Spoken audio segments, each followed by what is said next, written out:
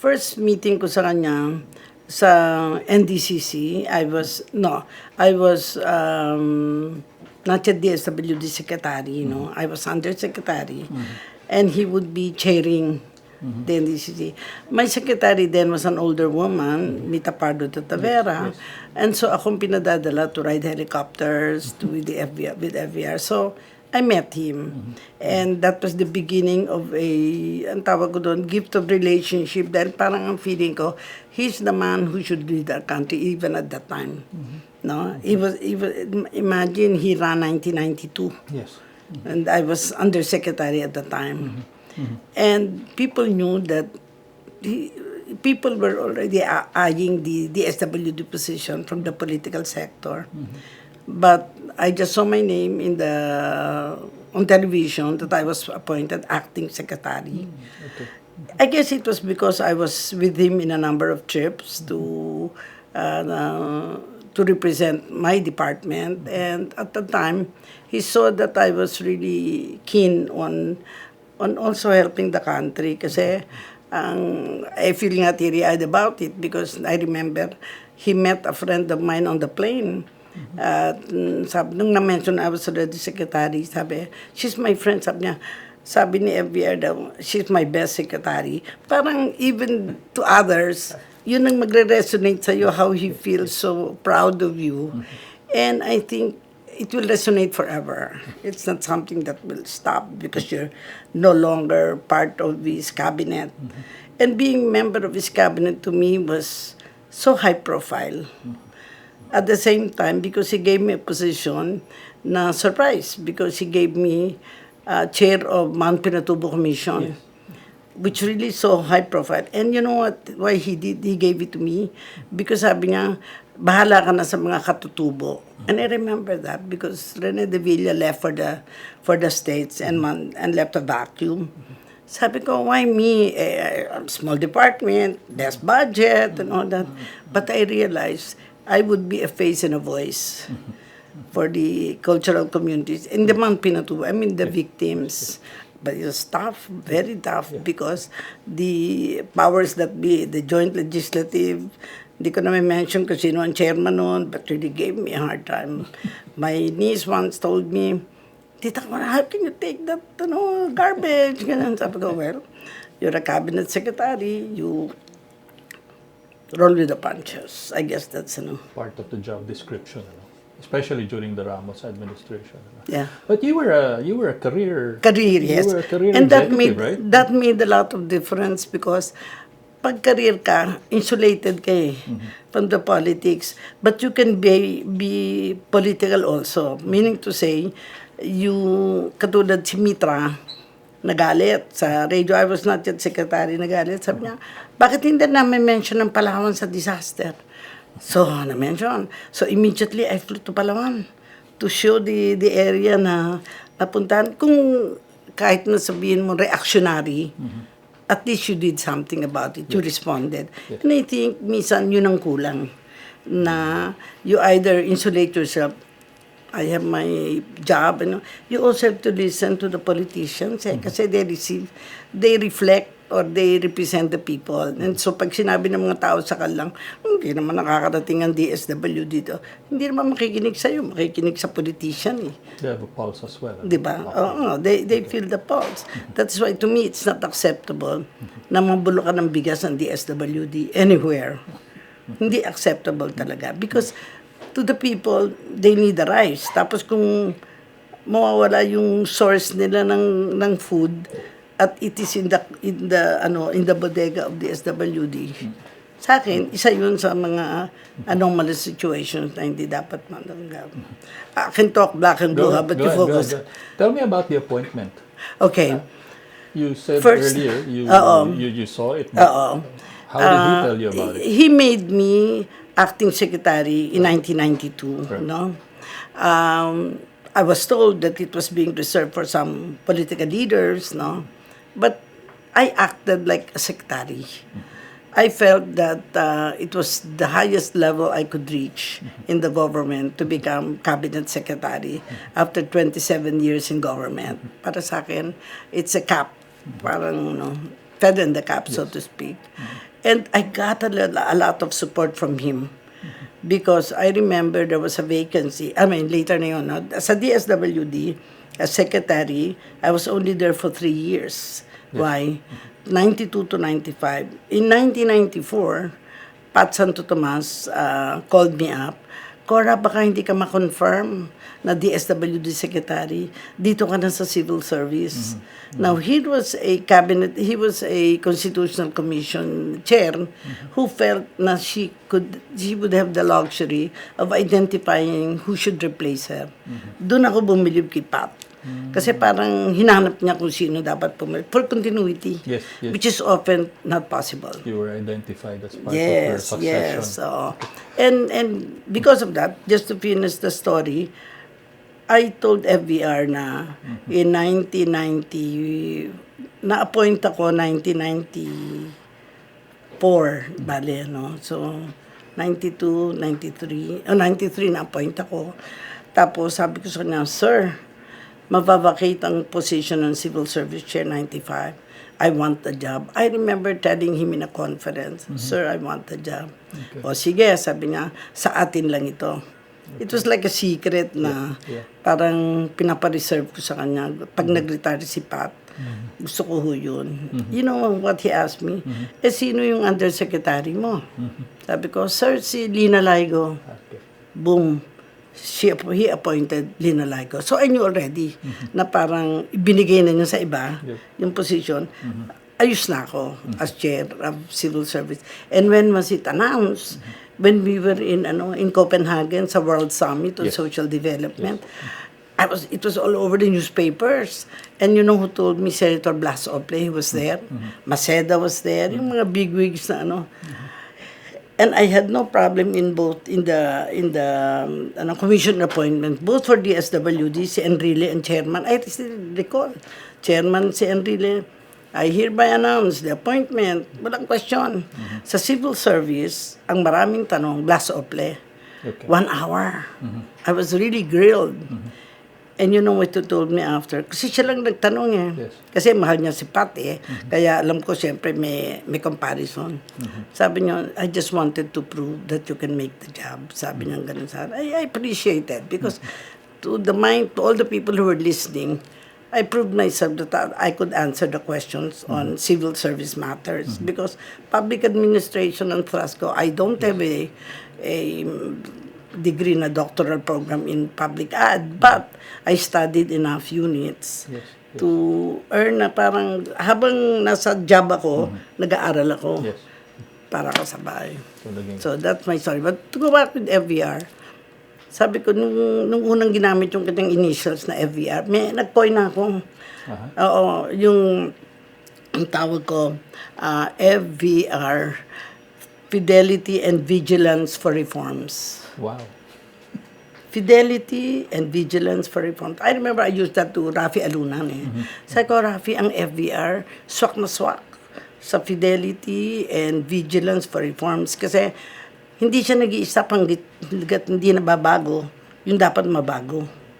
Diba? And tsaka yung completed staff work. Yep. Obvious na obvious. Kasi kami, we would make comments even in economics and all that. Hindi kami limited, social welfare ka lang, dyan ka lang. Hindi. Basta yung may mga discount, it was really, when I recall talagang,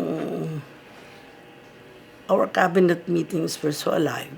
Talagang, That was a facet of the FVR cabinet, ano? And united. Everybody, no? Yes. Tell me about that work ethic, or that work. First, if there is an issue to be for discussion, he would not allow na just one person will say, "Oh, this is good," and so on. No, I want you to discuss with those other departments who will be affected by whatever policy you want me to sign and all that. And he would be able to do two things at the same time: listening to all the discussion and then throwing the papers down yung napipirmahan na niya. So he would finish kumbaga his own staff work or work as the president, as an executive, but at the same time listen to the people. One incident sa kanya na naka-vacancy sa akin. Mon Erinieta retired as civil service. Kasi noon I said I was lucky I had two commissioners, one UP and one Ateneo. Okay. So, pag merong discussion, I will ask either of them first, and then I will decide. I'm not a lawyer. Both were lawyers, all good lawyers. So sabi ko, I had the best of both worlds. Private sector, private university, and state university na competencies, no. No, to go back, naka-vacancy. I was trying to make an appointment to FVR para kung sinong sinuggest sa akin i-recommend. Yung sinasuggest sa akin was an assistant secretary from the Department of Justice. I will not mention the name kasi na-recommend na yun noon pero hindi nakuha. Okay. I could not get an appointment. I was trying to get it through Ben De Leon. No relation, but friend. And he said, hindi ako nabigyan ng appointment. So I didn't mind it. Na-appoint si Restain, who used to be city fiscal of Quezon City. The Monday after he got appointed, FVR called me up. Thank you, Cora, for allowing me to appoint Ereneta because he didn't give me the appointment. Feeling niya baka nasaktan ako dahil hindi man lang ako binigyan ng appointment. No, sir, no problem because that's you're really the appointing authority. Okay lang ho, sir. And so far, okay naman si Erestain. Except that later, Erestain felt he could have been chairman. Nung after I left. It doesn't work that way, Pag commissioner ka hanggang you finish, somebody else got the job. Serve your term. No? Not like in other maybe department, pwedeng mag-right. Hindi, yung sasabihin mong, I will just use up my term as commissioner to become chairman and then I will retire. Hindi ganun nangyari. So he was very disappointed. And at one point, when nakabickering din sa amin, but there were quiet bickerings na they don't get in the newspapers na may away-away. Yeah. Sometimes it is also the press that makes you depressed. Parang ganun. Dahil parang, bakit ba kailangan i-discuss yan mga ganyan? That's internal. And even when ERAP never showed up. Presidente na si ERAP because I was na chairman of civil service because FVR got me na chairman. I never had any support from ERAP because he felt I supported Gordon nung issue sa Subic. All right. Because I said, D. Gordon had a term of office and therefore can only be removed for cause. But it was not, legal issue. Parang personal ko lang kinoment ko yun. And I guess, ERAP reacted. Tapos, nagalit siya. Tapos, I was in Singapore, pinatawag niya si Lenny. Lenny De Jesus was his staff, si Lenny De Jesus. Sabi, bakit man ginanon si ERAP, sinabi mo kampi ka. Hindi ko sinasabing kampi ako kay Dick. Ang sabi ko lang, he can only be removed for cause. Kung na-proven na discretionary on the part of the president, I cannot do anything about it. And the Supreme Court ruled na panalo siya kaysa kay D. Gordon kasi appointing authority siya. But that began my kumbaga loneliness as chair of civil service with no support from a president. Which wasn't. But I will not dwell on that. Which was different from with FBR. Anyway, let me get back to that to the cabinet. No, you were talking about complete staff work. Yeah. I mean, I've actually heard it from just about every cabinet officer. Said that. And that's really that's really like a collegial body working together. I mean, one fellow comes up. And we were friends. Yeah. Tawagan, yung bang parang pagsakay sa aeroplano, kumbaga kami, Cora, ano ang dala mo? Kasi supposedly relief ako, DSWD, so may pagkain, may nagbibigay ng saging, and all that. Dito tayo kay Cora, dahil may relief. They joke about it, but But I felt it was such a friendly yung atmosphere in the cabinet. Parang walang pataasan, you're not doing your work, we're doing the work. I don't know. If I had stayed for 6 years as cabinet secretary, hanggang doon na lang ako. Samantalang with the opportunity he gave me to be chair of civil service and centennial chair, Yes. because centennial namin was year 2000. Yes. So tremendous opportunity for me to visit. Sabi nga, from Abra to Zamboanga, I was able to visit. Kaya that's the long and short of it. Tell me about the marching orders Okay. for DSWD. DSWD. Yes. So, marching orders niya palagi, sasabihin niya, ayaw niya na yung mga tao ay pupunta, magrarally sa kanya, magko-complain. So, even before it happens, like for instance, mga persons with disabilities, sabi, balita lang na magrarally sa DSWD, we would already address it even before it happens. Medyo preventive. On another occasion, sa Civil Service Commission naman, supposedly magi-strike ang COMELEC, time ni Chairman Bernardo Pardo. Tinawagan ako. Sabi niya, oy, magi-strike daw ang COMELEC, ano ba gagawin ko? Sabi niya ganun. Yung giving advice na parang to avert or to, hindi naman to control but to prevent. All I did was, you attend the flag ceremony and call a meeting and tell them what it is para you don't preempt the rally, but you address the rally even before it happens. Ganun din sa National Statistics Office, they prevented a strike because tinawagan ako ni Boots. Sabi niya sa akin, oy, magrarally yata yung mga empleyado yung aming union. Sabi ko, hindi patawag mo na, kausapin mo na before they even rally. Kasi ang rally, nobody wins in a rally. Sabi ko gano'n. Pag ikaw yung mahina-hina ang thinking sa'yo, pwede sila makinegotiate because they know the odds against you. But on the other hand, pag unahan mo, sabi mo, I'm here to listen to what you have to say, you will have no problem. Averted, Averted. Problem averted. Some of the key initiatives, the social reform agenda, comprehensive and integrated delivery of social services, tapos even the yung President's Council for Sustainable Development, and then finally, and how did this all tie up with what his vision was for social welfare, social reform? Well, first of all, remember, during my time, 52 million people in comparison to now to 110 million. So, numbers alone, and I did not have the budget of 4-piece, yung cash transfer. That was not in the agenda. We only had what I call self-employment assistance, practical skills training, we had family planning, we had, ang tawag ko doon, shortcut namin, SPDEFs, no? Parang, it was an acronym that used, parang every family can have access to all of these, may they can kompleto. But remember, we were localized 1991, decentralized, made a lot of difference. Bakit? Wala ka ng control sa what the local government would do.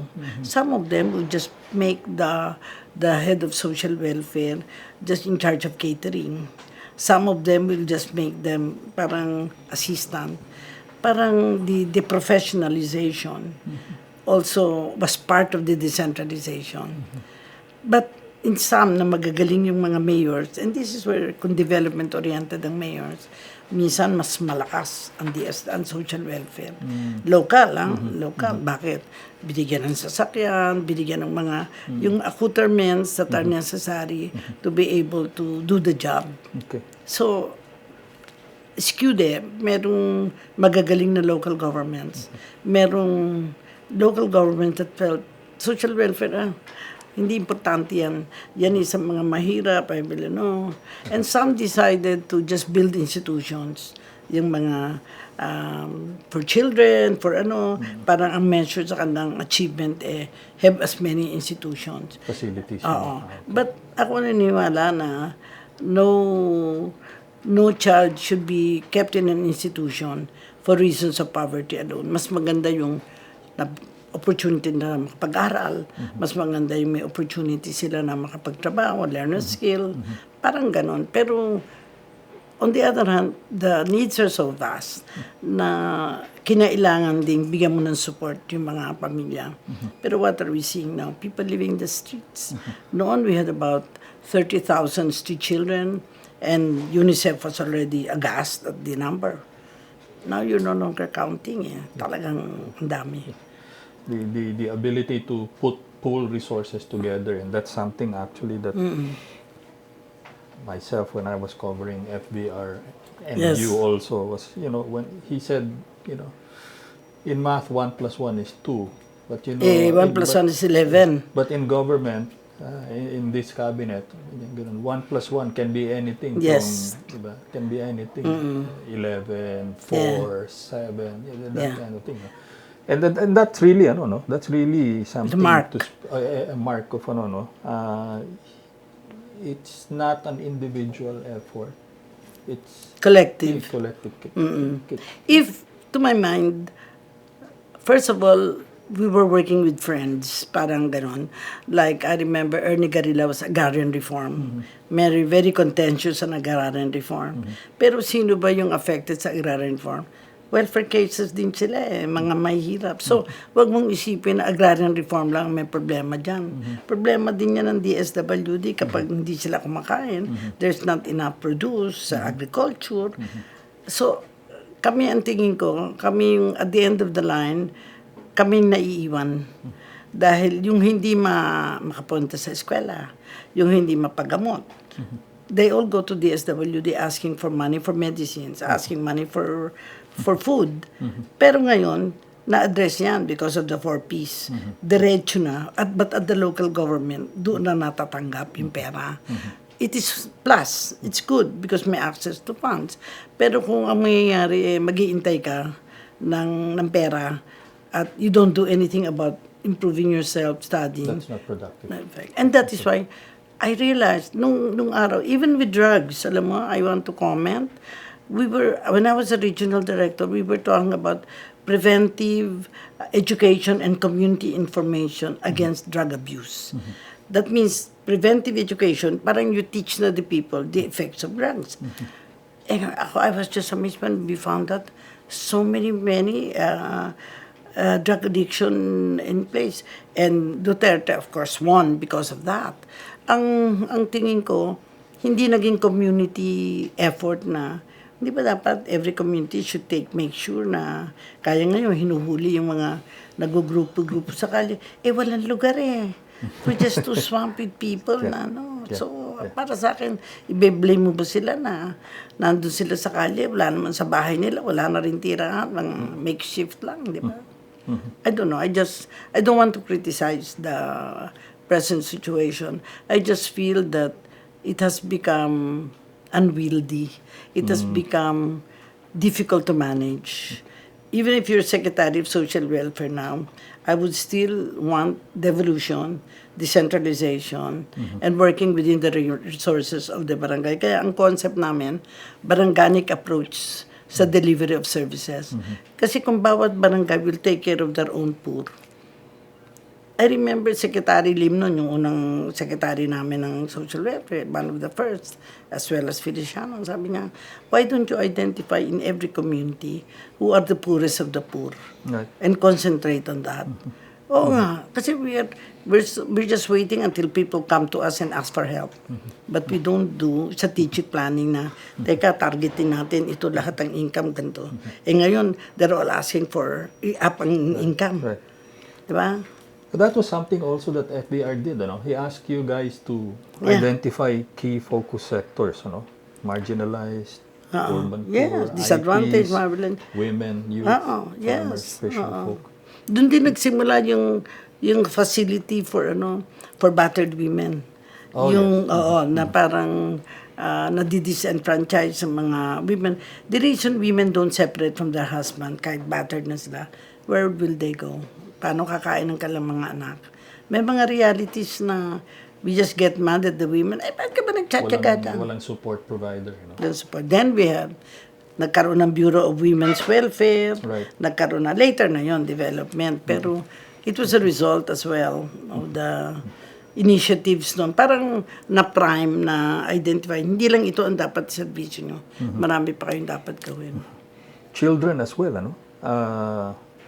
I remember one of our Trust. was children, ano? Child welfare, child trafficking, and then Correct. child labor. No? In fact, I was the first one who reported in 1995 the SWD sa Paco on the Convention of the Rights of the Child in Geneva. I was with a group of 13 all mga advocates. Alam mo, ang result nun, dati nilalagay natin sa birth certificate illegitimate. Pag-register, you can no longer put illegitimate because they were products of illegitimate relationship, but the children themselves were not illegitimate. To me, it was talagang mind-blowing sa akin na we were doing something na heretofore internationally. It's not acceptable. Was not acceptable. And we followed the international standard. Hindi naman pwedeng ilagay sa birth certificate. I remember that was during my time as Secretary of Social Welfare. And eventually, it became enshrined in the family code. Right? Yes, correct. And then also, very clear, I remember yung aming drive against child prostitution. No? I was also featured naman in Newsweek because at that time, Miriam Defensor Eco acknowledged her kasi sa Bureau of Immigration siya.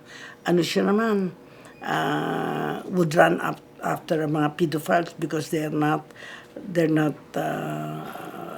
good enough to come to our country. They should go to other countries.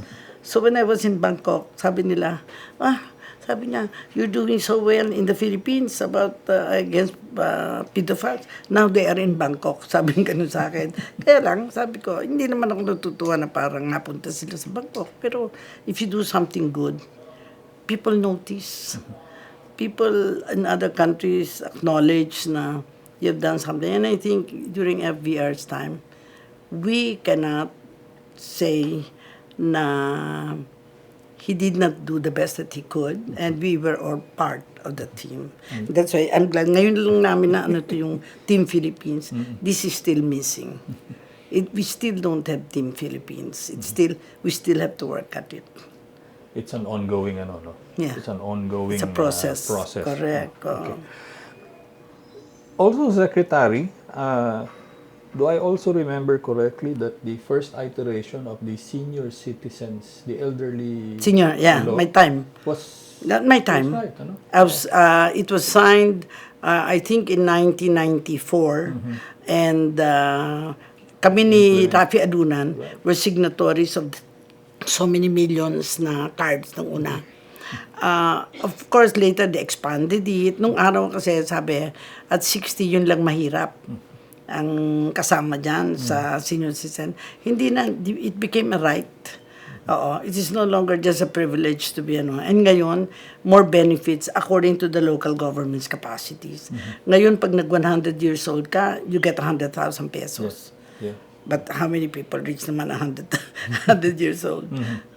But it was during my time. It was also naman sa civil service. In terms of benefits, it was also during my time that I gave paternity leaves. It was during the time when I signed it, parang humanizing the bureaucracy. Birthday leaves, paternity leaves. Ngayon, expand na nila ng iba-ibang reasons for pero the two major ones were paternity leaves and birthday leaves. Kasi talaga naman, nag-a-absent pag birthday kasi nagsa-celebrate Eh di ibigay mo na. Bigay mo ng gift mo na sa kanila yung libre na silang para mag-celebrate, magpakain, mag-birthday, ganun. So may specific legislation talaga that resulted from FBR's direction to focus on some of the marginalized sectors, no? The concept kasi of poorest of the poor was really World Bank long before. Okay. Yung time pa ni Secretary Lim, ang tawag nila bottom poor, etc. But over time, it varies kasi pinakukwenta kung sino ba talaga ang poorest of the poor. And to me, the definition became very clear in terms, hindi nakakapasok sa eskwela, hindi nakakapunta sa doktor, and also, walang trabaho. Tatlo lang yun Madali mong makita na, bakit walang trabaho? Walang skill. Bakit walang skill? May disability. So, all of those are confluence of factors that render a family of one worker just working to make it very, very difficult to live. So, kailangan the wife must be contributing, may self-employment sila, may the children are contributing, everybody is working. Kaya yung concept ko ng child labor, it is not the same as the Department of Labor. Sa akin, if you're working with a family, gumagawa kayo ng pulburon, gumagawa kayo ng taho or something like that, I will not consider it child labor. I would consider it family enterprise. Dahil nagtutulungan kayo to build. And I've seen families that have lived and improved their lives because of just family together, helping together. Nakikita ko yan. Balut making in Laguna, marami yan. I mean, I will not run out of examples of how people have coped. But it's this coping mechanism that sometimes rendered less active because handout. Yung ba parang, may binibigay ang gobyerno. So, magantay tayo kung ano bibigay ng gobyerno. Dole-out mentality. Handout, yes. Let me get back to one earlier point you raised. Can you remember one example where FVR exercised yung kanyang savvy in mobilizing different stakeholders into and focus their efforts? Yung 1 + 1 is equal to 11. Yeah. Well, I remember Alay Lakad was an initiative of the SWD. It was with the private sector, JCs, etc. They take turns. But when FVR was president, he would even meet in Malacanang and start from there.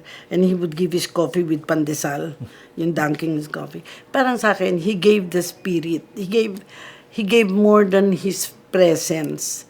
He gave it na parang, I believe in that cause, I'll be there. Parang ganon. And many people may believe in the cause but are not there. Alam mo na hollow, hindi ganon. At kay FVR, nakita ko, for instance, miski when I was already with the Red Cross, no, sinuportahan niya yung aming golf tournament. He was there to tee off. He was no longer president. So, still active and he would still, matanda na siya, he would still donate blood. Parang symbols to my mind of support. He continues to do that. Ngayon nga, I feel bad that he's not as well as we see him before, no? Even the last Yeah, personal touch. No? He showed a personal buy-in with the effort. And that is why his books, to me, every time he launches a book, continues, no? He may be writing about the same things in different ways. Pero when you revisit the book, ako, I use it, no, na parang, sabi ko nga, kasi RPDEV, for instance, should be more than just an institute. It should be training leaders. Ano yan? Imprint ba ni FBR sa'yo yan? Yes. Is that... The reason is that, ang feeling ko, I guess sa kanya, yung, nakita ko yung simplicity, na hindi ka ostentaneous sa display ng, may kaya ka, and then gano'n. Siguro sa amin, ng kataon, wala din, of course, yung mga may kaya na dati na silang may kaya before they joined government, they did not earn more while they were in, and they did not get from the coffers of government. Parang ang feeling ko, wala sa amin, na sa grupo namin, who were there, made lots and lots of money because of our position in government. We had power. We had nakaka-extend kami kasi marami kang natutulungan.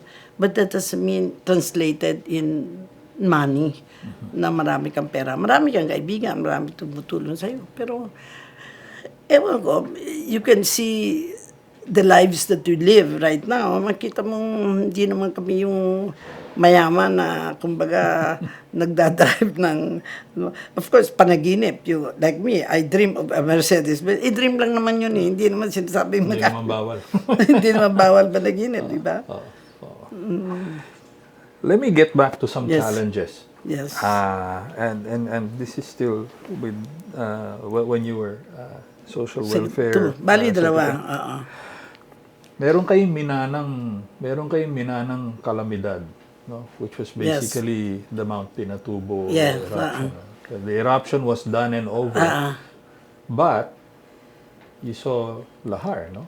Lahar, this literally vast communities. Their Wiped out. villages, wiped towns, diba? Wiped out of the ano, no? And then a series of other problems that came over. We had some rice shortages, we had El Nino, then of course the impact of climate, climate change. How did that how did that affect Okay. We hit the ground running.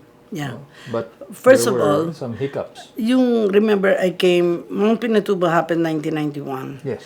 I became chair 93 Right. to 95. No, parang social welfare secretary na ako.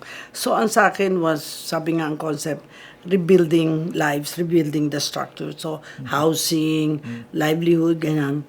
And I had a 10 billion budget. Yes. 10 billion. It involved also acquiring lands for housing sa sa Pampanga, sa Tarlac, different places.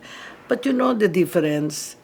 I would have meetings in the particular barangays that have been affected. Parang ang kasama ko doon, I remember, si Ray Punumbayan. Because Ray Punumbayan talked about what happened, yung history, at saka what more pa can happen. Few folks, no? Yeah. And we were friends and I felt that by him talking about ito nangyari sa inyo, ito pa yung pwedeng mangyari, it became very educational meetings sa akin. Every time I go to a particular barangay where the project will take place, ini-inform namin. Siguro yun ang difference because yung sabi kong engagement of the community. Ako, as secretary, I would be there in the barangay. I would be talking to the people and then people can be asking questions, maybe asking questions. So, sinasagot ko. Kung hindi ko masagot, sabi ko, I'll get back to you. At sino ang kasama ko doon? Mga congressmen, mga local officials. Because sila ang merong boses na magsasabing, wala naman nagagawa yung gobyerno, ang dami pera, hindi na gaganon. If they say that, and you're there and you answer, what can be better proof of transparency na nandun na sasabi mo? You're telling the truth. You cannot err on the side of truth. Talagang ganito ang problema, ganito lang ang pondo. Kailangan nung magtutulungan ng community. Ano may bibigay ng community? May lupa ba tayong makukuha dyan? Prioritize. Yes. And to go back sa akin, the problems will not stop even after we have left and turnover. Pero when you see now the community, nakita mo yung mga dinadan mo, nakita mo na yung yung Tarlac Expressway, yung mga ganun nakita ko. Parang nakalimutan na yung mga negative kasi nakita mo may mga on the right, may mga development, may mga hotels, may mga... When I look at it, and I would fly everywhere, and nag-helicopter ako. Yun din, sabi ko, how many people are willing to risk their lives every time? And when I ride the airplane, I'll just cross and then I'll just pray, and I will sleep. Because what I don't see, I don't fear, I don't, hindi importante sa akin. My life is sa akin, I gave it to I'm not no family, I'm not married, and I gave it to the country, sabi ko. And August 6, I will be 77 years old. I left government at age before I became 60. So I've been putting in years, 17 years already, bale, kasi 20, di ba? Naisip ko nga, what more? Lord, ano pa bang gusto mong gawin ko? And I think ito. I think like what FVR did in RPDev, we all must do our own, whether it's in the community where we come from, to transform it. Midstream, in the administration, so we're at about 1995, and you said, you asked for it, and well, then Chairman Pat Santo Tomas identified you as her succession plan. Yes. So 1995 tayo. Yun naman, ano yung marching orders ni FVR? Well, wala talagang marching orders in the sense na kasi pro forma na yung career executive, yung aming Civil Service Commission to ensure na only qualified people get into government. No, di ba? So, ang sa amin at the time, ang naging thrust sa amin is really the information technology. For instance, you can go to our office and say you're looking for a job, and then pwede mong i-online, hanapin mo kung saan may position na gano'n nahanap mo. So, parang the development came as part of the process also. And systematizing the examinations as well. Was there any direction towards from FVR to professionalize, rationalize the bureaucracy? Well, first of all, yung issue ng corruption, it's a given, hindi ka pwedeng corrupt. Kasi para sa akin, it will dishonor the position that you're carrying, di ba? Tapos number two, we ourselves don't look kindly on people who are taking advantage of positions. Diba? So, when I look at it, I could go back because we live simply. So the others may simply live. And he led a very simple life. There were a lot of questions about, alam ba, ang yaman-yaman ni FVR. So I don't want to listen to that because what I'd seen during the time when I was in the cabinet was leading simple lives. In fact, tuwing may party siya, nagdadala kami ng pagkain. Hindi, potluck. Oh, di ba, potluck, even ever since, potluck kami. So, lifestyle, very honorable, very, sabihin, wala kang masasabi na taking advantage of any position. Yung reorganization or rationalizing the bureaucracy, I remember at some point he said there may be need to, number one, professionalize, and then yun nga, rationalize. Do we really need ganun karami? This large numbers, or can we just, prune it. Manage with X resources, and then tool those who may have to be pruned. Two things happened there, no? With delocalization, the local government felt it was up to them to decide how many people they want. And in order to create jobs, they created positions. Job ordered. Maraming naging, wala, sabi, bawal na yung casual, bawal na yung contractual. Pero your budget did not allow you to have those permanent positions. So the most that you could do will be get your own MOOE na gamitin mo doon sa mga ganun position that you need. For instance, naintindihan ko yung contractual. If you are going to do a research, you don't need that for 5 years. Correct. If your research is only good for 3 years, then project mo good lang for 3 years. Hindi pa, we're not yet at that stage na, kasi I've seen also some, when I look at the government office, for instance, when I see people aren't doing anything, I get upset because para sa akin, walang business yung mga tao na yun na nandoon, occupying a seat, and they're not doing anything. And you can tell, particularly in the local government. But I cannot blame the local government because that's the only way they can. Otherwise, those people will be angry that there are no jobs. But I think we should be more creative in finding, I would say, mas gusto pa yung emergency employment.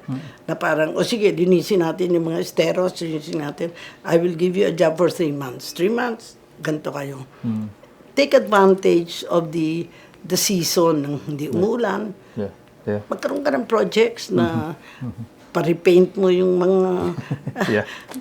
Si Bayani Fernando started repainting the facade of mga buildings. If I also remember, I think the first of a series of SSLs, yung salary standardization were initiated, di ba?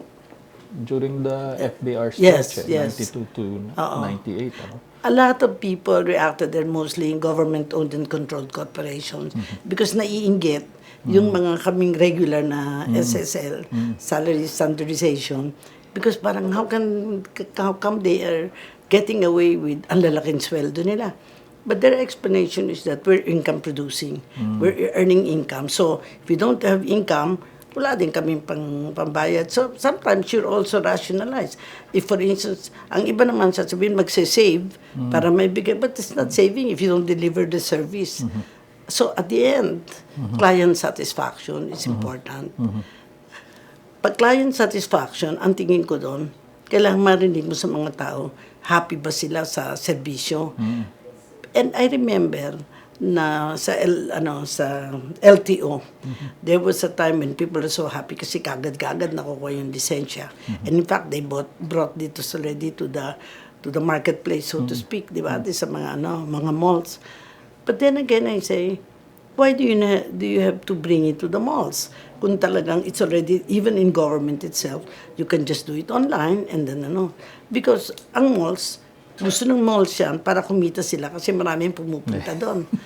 Magsha-shopping na rin. So, parang tinutulungan mo yung mga malls, pero hindi mo natutulungan ng gobyerno. Anong thoughts ni FVR dun sa dun sa SSL?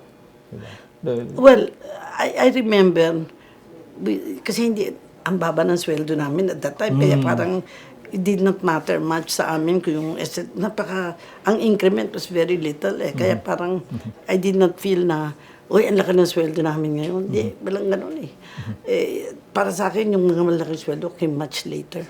Already during the time of Gloria Arroyo, during the time. Parang hindi ko na-feel yung time ni FVR. Later on, Pero that was the first. Yes. Yun yung baby steps, Correct. Oo.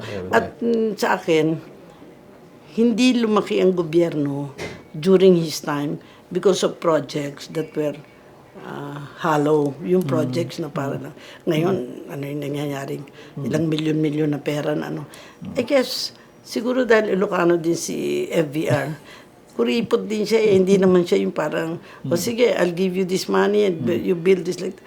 I had no infrastructure na was given dahil merong nag-donate or something. Talaga purely government experience ko. Wala akong nagbigay yung international organization to give you like this. Buti pa of course, sa Red Cross because we're talagang international kaya wala kaming pera naman from government. Pero hindi ako nasanay na merong pera from World Bank, binibigyan ka na. Yung pala, utang naman pala yun. Yeah.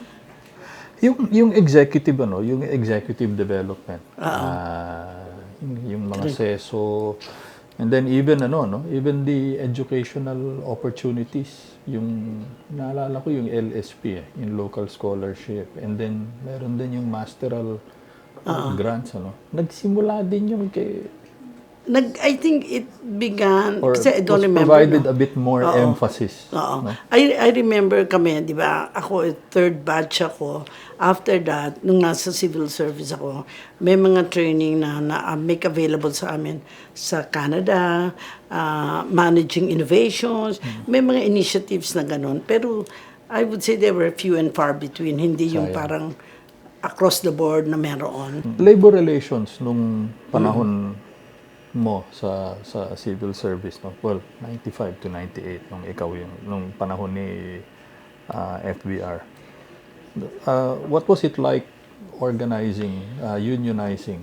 Actually, meron kaming public sector, PSLC, public sector labor management, PSLM, ang tawag namin, na we meet with the government employees association. Pero wala kaming, at least during my time, walang strike, walang ganun. Because I guess yung emphasis ni FVR, dialogue. Bago dumating ang problema, mag-usap na kayo. Kasi bakit maaantayin pumutok? Samantalang kung when it's brewing, if you're sensitive, alam mong it's brewing, mag-ayos na kayo. And that is one thing that I learned when I was chair of civil service. We attended a course, Harvard course on negotiating skills. Siguro yun din ang kailangan ng mga taong uupo sa gobyerno. Kasi ang problema din yun sa gobyerno yun, puro mga bago. Yung pupunta din sa position na responsibility. Dahil magaling sila in the private sector, but that's no guarantee you can work it, you can hack it in the government. Baka you get frustrated easily. So, baka ma-high blood ka o baka mamatay ka agad. So, ang sa akin, meron dapat proseso na how nice nga kung lahat ng cabinet secretaries ay o-orient mo muna. Ito yung potential problems that you may face. Assuming magpapalit ng gobyerno, post-Duterte, I would say, in fact, that was what we did kay ERAP noon eh. We submitted names, the Career Executive Service Board submitted names, potential undersecretaries, assistant Yes, secretaries. yes. Pero if the president is so politicized, he wouldn't look at those lists. He would only look at people who talk to him and tell him, ito ang kunin natin. So you can even have a janitor that he would even be concerned about the janitor and appointing niya. At his level, janitor, ikaw pa ba mag-a-appoint? Ano yung thoughts ni FVR about, government being the country's largest employer, and that's both Largest, national and local government, and yet, I mean, yung mindset, whether it is correct to assume that it is prevalent or not, but yung mindset na once you get into government, okay ka na, you're set for life, and there's no Okay.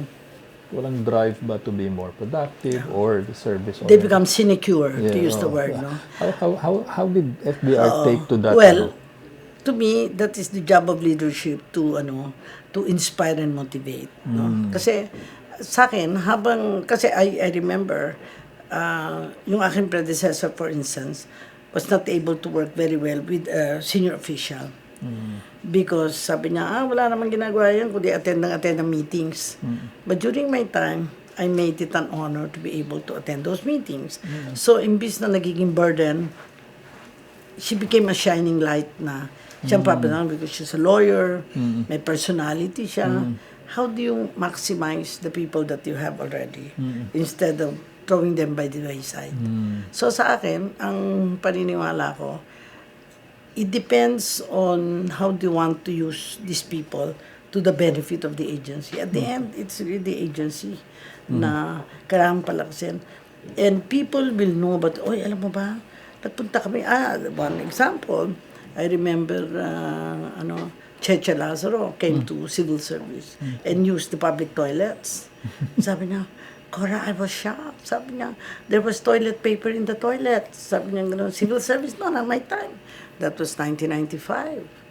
Sabi ko, kasi siguro nasanay ako sa Amerika, every time you go to the toilet, may toilet paper talaga. Hindi, you don't squeeze on that. Hindi ka magtitipid dyan sa toilet paper lang.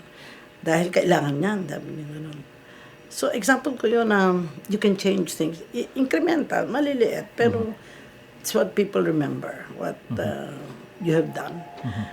People say, were you, during the time, we honor, for instance, yung award system. Yes. Talagang, but if your president does not honor those award system, and even no show, FVR, the first year I was chair in 1995, he even came to civil service to give the awards. Yes.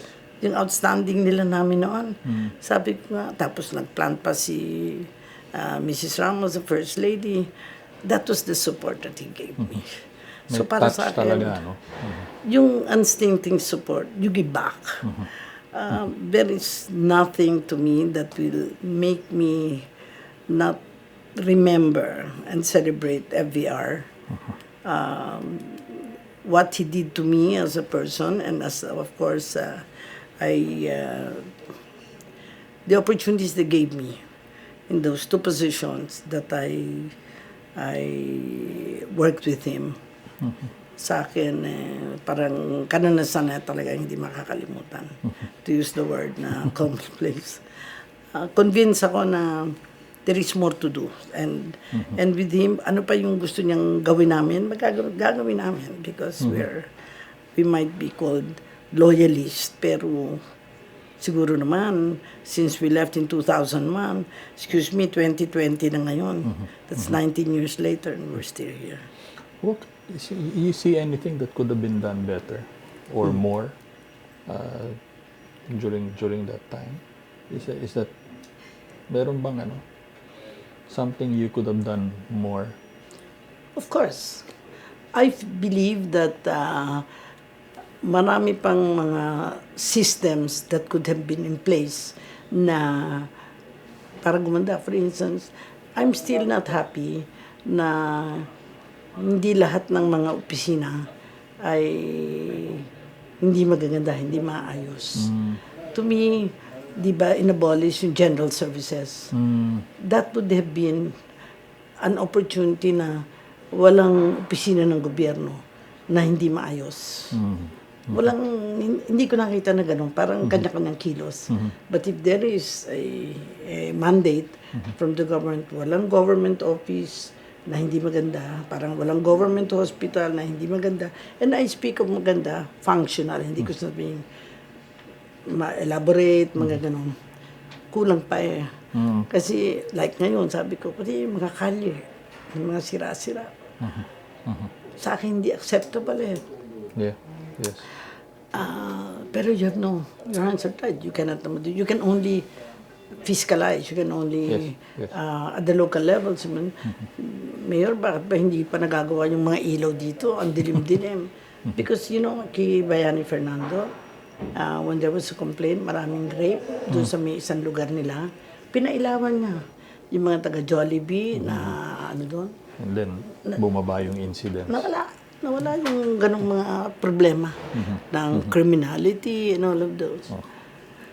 But ako ang nanginayang ako because FVR could have had another 6 years and it would have made a lot of difference for the country. Yun lang ang ending ko siguro na even if I was not there anymore, yung 6 years niya would have been tremendous opportunity na mag-continue. Because nung end of this time, doon tayo bumaba ang ating economy, nag-suffer tayo, di ba, yung Asian crisis, etc. Pero you can weather any crisis, eh. Kaya. If the foundation is strong. Yes. Kaya yung kanyang konsepto na talagang kaya natin, yes, kaya natin. We only have to decide.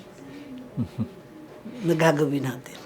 Is that, can you say that to be his legacy? His best legacy? Yung kaya natin? Definitely. If it will reverberate in the entire country, kaya natin against all odds, parang ganun. Pero kanya-kanyang level, kumbaga, at the community level, ano ba yung kaya mong gawin? At the provincial level, kasi gusto natin lahat, everything, national, by edict, by hindi pwede yun. At the local level, kanya-kanya tayong kilos, everybody doing their thing. And I do not see why. Lahat ng pumunta sa bayan natin, they're all amazed how we can have lived all of the problems that we have had. Pero ang tanong, bakit tayo naiwan sa pansitan? That's a question that we're all asking. Sabihin ba, kaya tayo naiwan sa pansitan dahil nagkulang ba ano? Hindi tayo nagkulang. Wala tayong teamwork. Wala tayong caring, daring, and sharing siguro. And I think we need to build talaga Team Philippines. And that's to me the message of FVR long after he has been out of office. And for us, we must carry the legacy. Thank you very much.